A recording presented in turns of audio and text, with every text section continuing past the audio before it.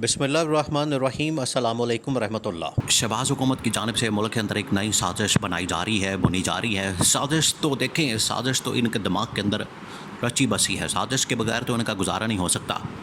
अब जो साजिश की जा रही है वो ये कि आइनी तरमीम ला के, आइनी तरमीम के ज़रिए, आइनी तरमीम कौमी असम्बली के अंदर पेश करके, इसी वजह से मंडे वाले दिन कौमी असम्बली का इजलास बुलाया गया।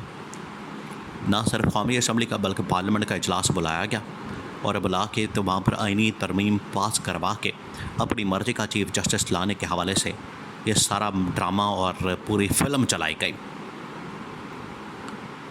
देखें, ये जो इस वक्त अपनी मर्ज़ी का चीफ जस्टिस लाने जा रहे हैं, अपनी मर्ज़ी का चीफ जस्टिस लाना इनका जो मकसद हो चुका है, क्योंकि काजी फ़ाइज़ ईसा इतना कंट्रोवर्शियल हो चुका है, इतना मतनाज़ हो चुका है। काजी फ़ाइज़ ईसा अवाम का एतमाद खो चुका है, सियासी जमातों का एतमाद खो चुका है। तो इसको मज़ीद रखना इस हुकूमत के भी गले पड़ जाएगा, इस्टेब्लिशमेंट के भी गले पड़ जाएगा और तमाम जो इस वक्त मुल्क के अंदर ताकतवर इदारे और शख्सियात हैं उनके गले पड़ जाएगा। इस वजह से काजी फ़ाइज़ ईसा की छुट्टी करवाना तो इस वक्त ख़त्म ही हो चुका है। लेकिन आगे किसको लाया जाए, ये सबसे बड़ा सवाल था और उसको ही असल में सब कुछ करने के लिए साजिश के तहत कि आगे किसको लाया जाए, किसको बनाया जाए, ये सारा ड्रामा किया गया। कौमी असम्बली का इजलास बुलाना, तरमीम लाना और ये सब कुछ करना। देखिए, इस वक्त सुप्रीम कोर्ट ऑफ पाकिस्तान के अंदर चीफ जस्टिस काजी फ़ाइज़ ईसा है और उसके बाद जो सीनियरिटी के अंदर 3-4 जजेस हैं, उसमें नंबर 1 के ऊपर जस्टिस मंसूर अली शाह है, सेकंड नंबर के ऊपर जस्टिस मुनीब अख्तर है, तीसरे नंबर पर जस्टिस याह्या अफरीदी है, चौथे नंबर पर जस्टिस अमीनुद्दीन ख़ान है, पाँचवें नंबर पर जस्टिस जमाल ख़ान मंदोखेल है। जबकि शहबाज शरीफ को इमरान ख़ान ने आज से तकरीबन कोई हफ़्ता पहले बता दिया था कि ये अपनी मर्ज़ी का चीफ जस्टिस लाना चाहते हैं और उसके लिए इनको चाहे आइनी तरमीम करनी पड़े, अमेंडमेंट करनी पड़े या दरमियान में कुछ साजिश करनी पड़े, किसी के साथ मुकमका करना पड़े, को मुलाकात करनी पड़े, कुछ साजिश करने पड़े, ये सब कुछ करेंगे। कुछ तरमीम ला के और 2 नंबरियाँ करके और बंदे इकट्ठे करके और 2/3 मेजॉरिटी बना के इसी मकसद के लिए तो मुलाकातें हो रही हैं, दौड़ें लगी हुई हैं इस्लामाबाद के अंदर। तो इमरान ख़ान ने आज से तकरीबन को 10 दिन पहले, इमरान ख़ान के पास इसका मतलब है कि सारी इन्फॉर्मेशन है। इमरान ख़ान अडियाला जेल के अंदर भी इतना बाखबर आदमी है कि उसके पास इच्ची बिच्ची की खबर मौजूद है। यह हुकूमत क्या करती है, क्या करना चाहती है, क्या कर रही है, इनके दिमाग में क्या चल रहा है, इमरान ख़ान को एक एक चीज़ की खबर है। तो इमरान ख़ान ने हफ्ता 10 दिन पहले बता दिया था कि ये एक नई आइनी तरमीम ला के और मुल्क के अंदर ये जो पूरा निज़ाम इंसाफ का स्ट्रक्चर है, इंसाफ का जो निज़ाम है, इसको तहस नहस करना चाहते हैं। अब ये जो 4-5 जजेस के बारे में बताया गया है, जिसमें चीफ जस्टिस काजी फ़ाइज़ ईसा लेकर उसके बाद मंसूर अली शाह, मुनीब अख्तर और याह्या अफरीदी और उसके बाद जस्टिस अमीनुद्दीन ख़ान। इसके अंदर जो जस्टिस अमीनुद्दीन ख़ान है वो इनको सपोर्ट करता है, इनको सूट करता है ये नून लीग को। और नून लीग को आपको पता है कि इनकी रवायत है, एक इनकी अंदर बड़ा बुरा ये इनके अंदर ये एक बड़ी बुरी आदत है कि ये अपनी मर्ज़ी का जज करते हैं। ये नून लीग का, पटवारियों का ज़्यादातर मशहूर जुमला पाकिस्तान के अंदर जो इस वक्त आपको बड़ा मशहूर मिलता है जुमला कि वकील नहीं सीधा जज करो। आप चले जाएं किसी जगह पर, आपका कोई मसला बन गया अदालत के अंदर, कचहरी के अंदर, थाने के अंदर या किसी जगह पर, तो आपको नॉर्मली ये जुमला मिलेगा कि वकील ने सीधा जज करो। ये नून लीग ने असल में दिया हुआ है।